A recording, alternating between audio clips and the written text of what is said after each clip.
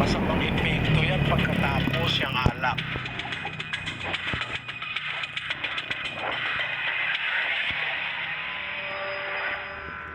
Hindi naman kasalanan na mag-usap ukol sa Diyos. Pero bilang respeto sa Diyos, palagay ko hindi dapat pinag-uusapan ang Diyos under the influence of liquor o sa ilalim ng impluensya ng alak. Kasi alam mo, sa Biblia, ang alak ayon sa salita ng Diyos, doon sa Kawikaan 20, versikulo 1, Ang alak ay manunuya, ang matapang na alak ay manggugulo, at sino mang napaliligaw sa kanya ay hindi pantas. yung sinasabi na pag masama pakiramdam ay iinom ng alak. Actually, yung alak na matapang, pinapainom yan sa mga sundalo na nasugatan, yung mga nagdidilirio, yung malapit mamatay, para wag masyado silang mahirapan sa sakit. Ang alak kasi nakakadalin ng senses, yung mga nerves natin, yung mga nerve ending, naapektuhan ng alak para wag mong maramdaman yung sakit. Kaya nga sabi ng Diyos doon sa 31:6 ng Kawikaan, Bigyan mo ng matapang na inumin siya na handang manaw, at ng alak ang mapanglaw na loob. pagka malapit ng mamatay, pinapabigyan ng Diyos ng alak. Doon sa panahon na yun. Kasi nung panahon na yun, wala namang mga pain reliever noon sa panahong nakaraan. Panahon ng mga Israelita, masakit halimbawa yung nararamdaman ng isang tao malapit ng mamatay, para siya ay maginhawahan, pinapainom ng matapang na alak. Pero ang matapang na alak, hindi para sa taong malakas, malinaw ang isip, hindi para doon.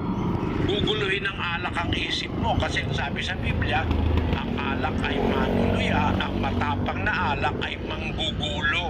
Sabi mo, giginhawa ka talaga kasi may alcohol yan Masakit ang ulo mo, minom ka ng alak, may alcohol yan Pero kung nag-iisip ka, yung side effect niyan, unti-unti yung nakaka-addict hanggang maging lasenggo ka na.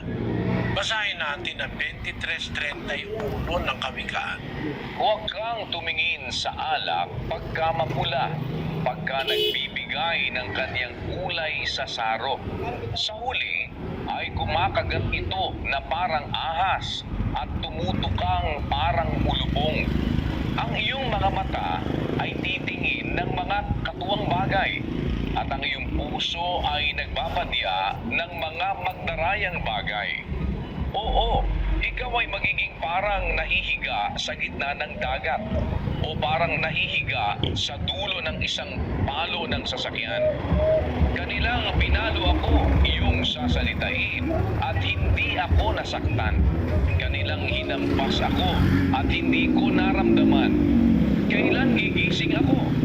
Aking hahanapin pa uli.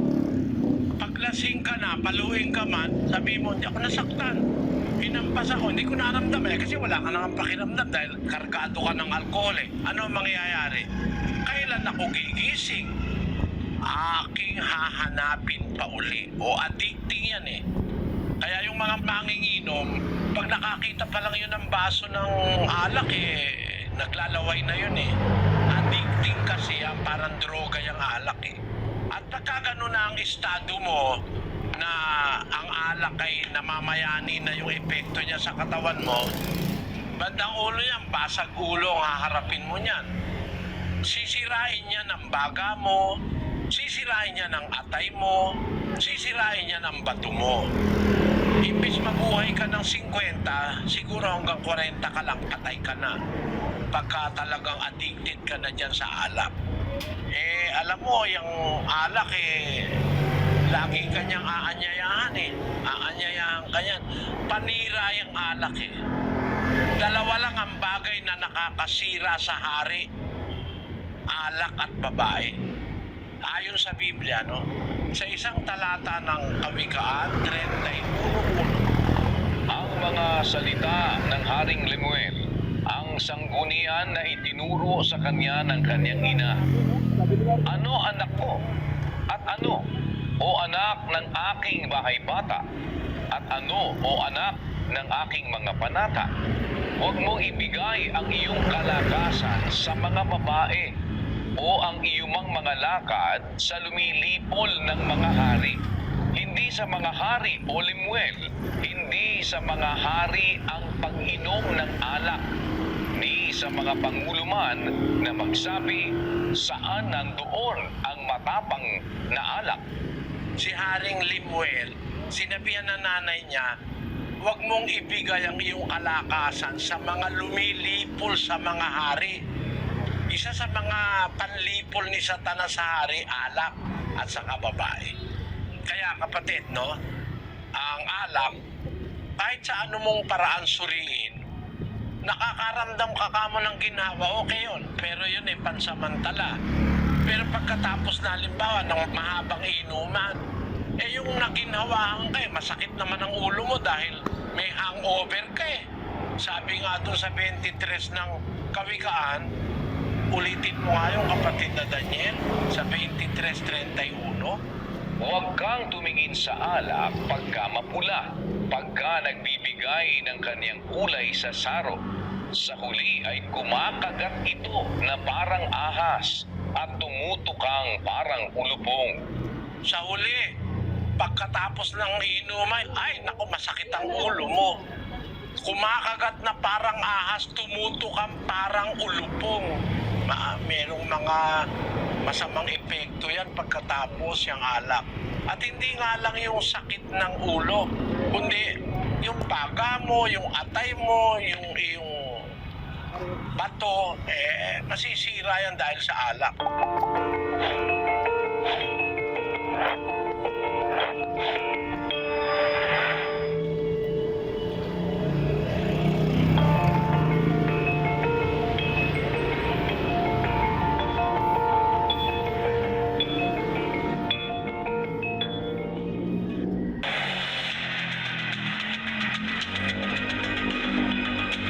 Naniniwala ka sa Diyos, sa kanyang salita, huwag ka nang tumikim ng alak.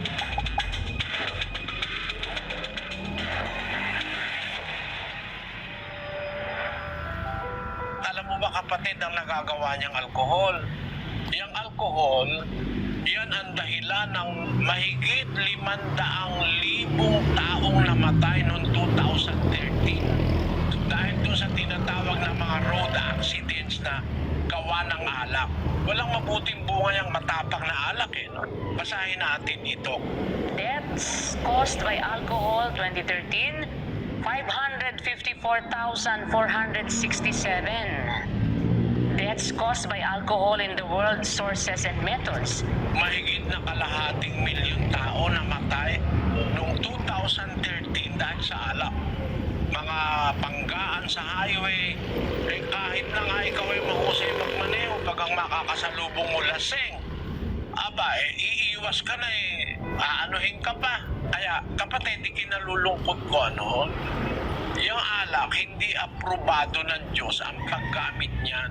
Dalawa ang alak sa Biblia. Alak na hindi nakalalasing, yung bagong gawa, parang yung, di ba yung katas doon sa tuba, pagka unang araw, ikalawang araw pa lang, matamis yun, hindi naman yun nakakalasing eh.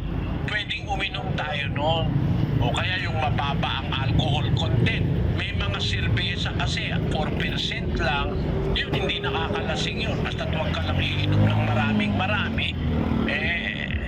Pero, ang masasabi ko sa'yo, yung alak pagka nandun na 14 na, 17, 20% na, ano na yan, demonyo na nasa loob ng bote.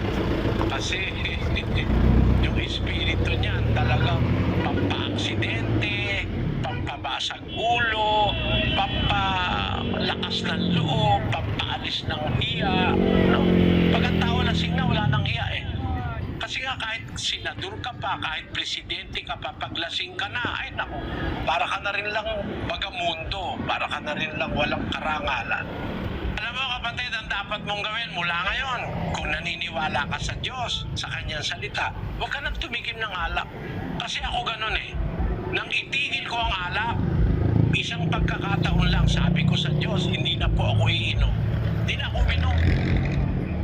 Isang pagkakataon lang, nang itigil ko ang sigarilyo, tinapong ko yung aking lighter na Zippo. Yung gold-plated kong Zippo, napakamahal nun. Mahigit na 2,000. Tinapong ko doon sa Quezon Bridge dahil naintindihan ko masama pala yung paninigarilyo.